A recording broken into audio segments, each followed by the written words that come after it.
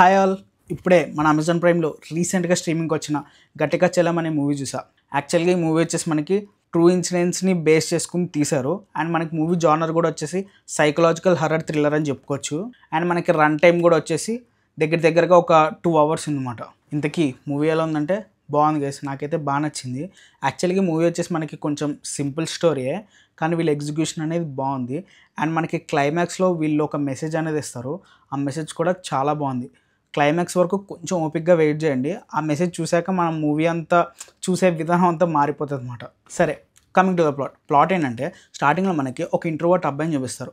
వీడు ఏంటంటే చదువులో చాలా బాగా చదువుతాడు, మంచి టాపర్. వీడిలో ఒక చిన్న ప్రాబ్లం ఉంటుంది. అదేంటంటే వీడు దేన్ని కూడా అసలు ఎక్స్ప్రెస్ చేయలేడు అనమాట. ఆఖరికి వాళ్ళ అమ్మని కూడా నాకు ఇది కావాలి అని చెప్పి వాళ్ళ అమ్మని అడగలేడు. అండ్ ఎవరైనా ఏదైనా బలవంతంగా వీడి చేత ఒక పని చేపిస్తుంటే వాళ్ళకి నో అని కూడా చెప్పలేడు.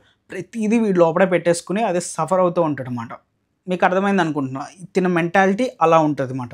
అయితే ఇలా ఉన్న అబ్బాయికి ఒకరోజు ఏమవుతుందంటే సడన్గా ఒక ఇన్సిడెంట్ వల్ల వీడికి ఒక వాయిస్ అనేది వినిపించడం స్టార్ట్ అవుద్ది అన్నమాట.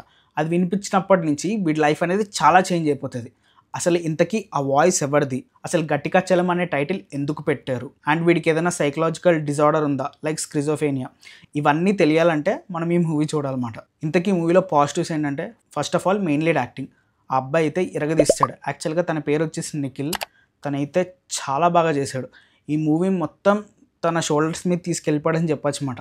ఎక్స్ట్రాడినరీ యాక్టింగ్ చేశాడు. అసలు తనకి 2-3 షేడ్స్ ఉంటే ఆ 2-3 షేడ్స్ని కూడా చాలా ఈజీగా పుల్ ఆఫ్ చేశాడు.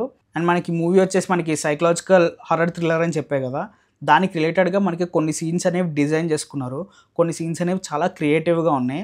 అది స్క్రీన్ మీద ప్రజెంటేషన్ కూడా నాకు చాలా బాగా నచ్చింది. సినిమాటోగ్రఫీ టీం కూడా చాలా మంచి జాబ్ చేశారు. వాళ్ళు 100% ఇచ్చారన్నమాట.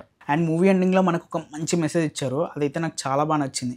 ఒక పర్సన్ ఎక్స్ట్రీమ్ స్ట్రెస్లోకి వెళ్ళిపోతే తన బిహేవియర్ ఎలా ఉంటుంది, తను ఎలా మారిపోతాడు, బయట ఫోర్సెస్ అనేవి తనని ఎలా ఎఫెక్ట్ చేస్తాయి, తననే కాదు తన చుట్టుపక్క వాళ్ళని కూడా ఎలా ఎఫెక్ట్ చేస్తాయి అన్న సీన్స్ అయితే చాలా బాగా చూపించారు. అది నాకు బాగా నచ్చింది.